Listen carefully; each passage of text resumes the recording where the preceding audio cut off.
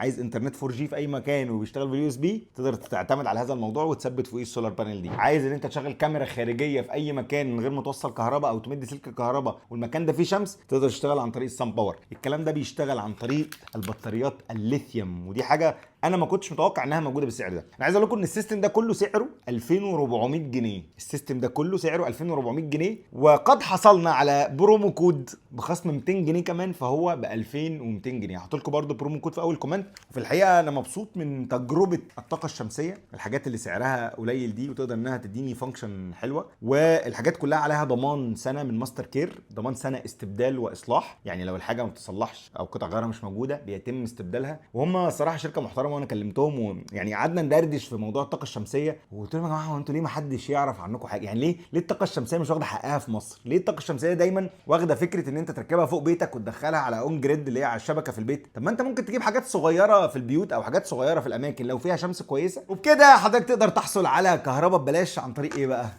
هذا السولار بانل. استنوني في فيديوهات قادمه عن موضوع الطاقه الشمسيه ده، لان انا في منتجات كتير قوي محتاج اجربها واشوفها، ونشوف الموضوع ده جامد ولا مش جامد.